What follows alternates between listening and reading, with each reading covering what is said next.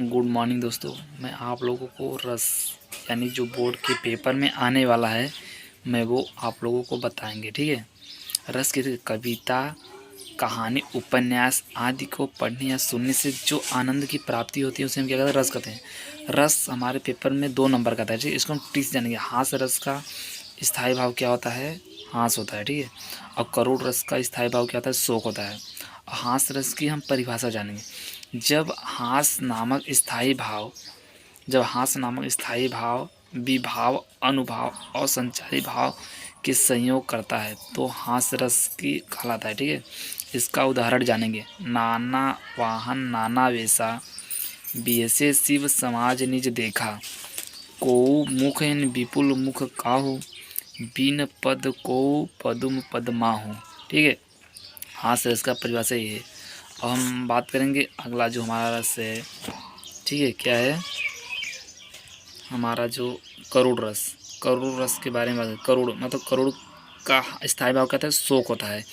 इसी प्रकार जब शोक नामक स्थायी भाव विभाव, अनुभाव और संचारी भाव से संयोग करता है तब करुण रस की उत्पत्ति होता है। ठीक है।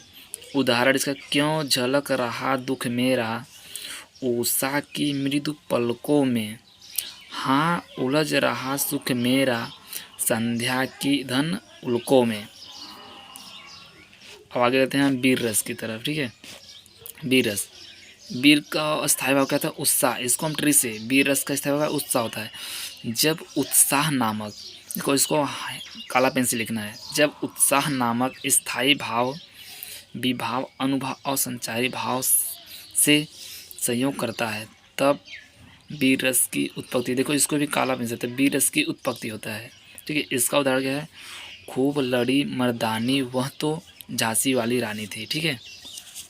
अब हम बात करेंगे छंद।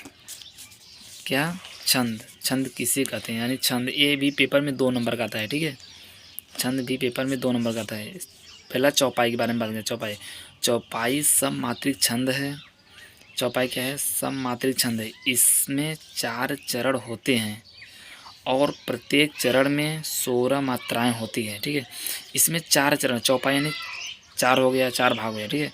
चौपाई मतलब समझ 4 यानी 4 सममात्रिक छंद है। इसमें 4 चरण होते हैं और प्रत्येक चरण में 16 मात्राएं होती हैं। इसका उदाहरण देखें। बंदहु गुरुपद पदुम परागा। बंदहु, देखो इसको 2 यानी 2 इसमें था होगा।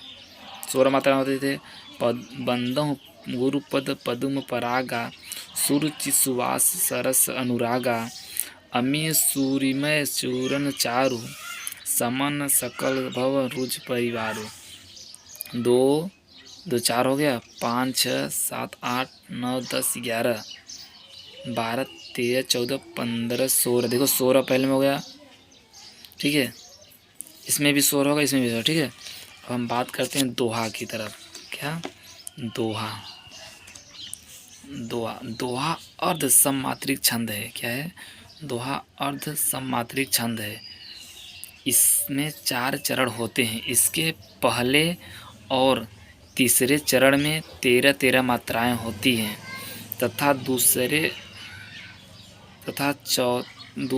तथा चौथे चरण में 11 मात्राएं होती हैं। ठीक है। इसका होता है, मेरी भव बाधा हरो, राधा नागर होय सोई, जा तन की झाई परे श्यामु हरित दुखी होई। इसमें 4 चरण होते हैं। पहले और तीसरे चरण में 13 मात्राएं होती हैं। दूसरे तथा चौथे चरण में 11 मात्राएं होती हैं। ठीक है। इसका उदाहरण देख लीजिए। मेरी भव बाधा हरो, राधा नागर सोई, जा तन की झाई परे श्यामु हरित दूत होई। हम आगे बढ़ते हैं। क्या? सोरठा। ये उल्टा होता है। सोरठा क्या है? सोरठा अर्ध सममात्रिक छंद है। इसमें 4 चरण होते हैं। इसके पहले और तीसरे चरण में 11 मात्राएं होती हैं। उसमें क्या? पहले चरण में और तीसरे चरण में 13 मात्राएं, इसमें 11 होती हैं तथा दूसरे और चौथे चरण में 13 मात्राएं होती हैं। इसका होता है, राम स्वरूप तुम्हार बयान अगोचर बुद्धि होय, अविगत अकथ अपार नेति नेति निगम का। अब अलंकार। हम केवल मेन पढ़े, ये भी पेपर में 2 नंबर का आता है अलंकार। का अलंकार किसे कहते हैं, पहले था काव्य की शोभा बढ़ाने वाले उपकरणों को अलंकार कहते हैं। क्या काव्य की शोभा बढ़ाने वाले उपकरणों को क्या कहते हैं, अलंकार कहते हैं। हम जो मेन है वही इसमें पढ़ेंगे, ठीक है। अनुप्रास अलंकार वह अलंकार जिसमें समान वर्णों की बार बार आवृत्ति होती है, मतलब एक जैसे हो, जिसकी आवृत्ति बार बार होती है, वो क्या कहते हैं, अनुप्रास। इसको देखो काला पेन से लिखना है, अनुप्रास अलंकार कहते हैं। उदाहरण, चारु चंद की चंचल किरणें खेल रही थी जल थल में। स्पष्ट, इस पंक्ति में च वर्ण की बार बार आवृत्ति हुई है। हम अगला क्या यमक अलंकार के बारे में पढ़ेंगे, ठीक है। यमक, यमक का अर्थ होता है जोड़ना या युग्म करना। वह अलंकार जिसमें कोई शब्द एक से अधिक बार आए परंतु उसके अर्थ भिन्न भिन्न हो, यमक अलंकार। एक से अधिक बार आए परंतु उसके अर्थ भिन्न भिन्न हो, यमक अलंकार कहते हैं। उदाहरण, काली घटा का घमंड घटा, नभ मंडल तारक वृंत लिखिले। काली घटा का घमंड घटा, नभ मंडल तारक वृंत लिखिले। देखो काली घटा यानी इसका हो गया बादल, ऐसा हो गया घमंड, यानी काली घटा का घमंड घटा। एक घटा का मतलब होगा घमंड, एक हो गया बादल, ठीक है।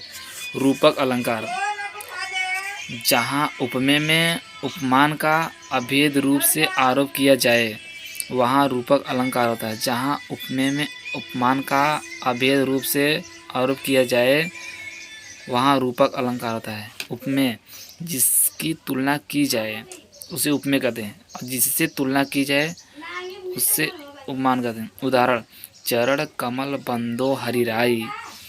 और उपमा अलंकार, क्या उपमा अलंकार, जब किन्हीं दो वस्तुओं से गुण, आकृति, स्वभाव आदि से समानता दिखाया जाए या दो भिन्न वस्तुओं की तुलना की जाए वहाँ उपमा अलंकार होता है। उदाहरण, हरिपद कोमल कमल से। क्या हरिपद कोमल कमल से, इसका उदाहरण है। हम आगे की तरफ चलेंगे, हाँ ठीक है। उपमेय अलंकार, उपमा अलंकार हो गया। उपमा, फिर से उपमा अलंकार देख लेते हैं। उपमा अलंकार, जब किन्हीं दो वस्तुओं के गुण, आकृति, स्वभाव आदि में समानता दिखाया जाए या दो भिन्न वस्तुओं की तुलना की जाए वहाँ उपमा अलंकार के। हरिपद कोमल कमल से, ठीक है। ये हम लोगों को बोर्ड यानी एग्ज़ाम में आएगा पेपर में, ठीक है। अगर हमारा वीडियो आप लोगों को अच्छा लगे, कमेंट, सब्सक्राइब एंड लाइक करना ना भूलें, ठीक है। जय हिंद।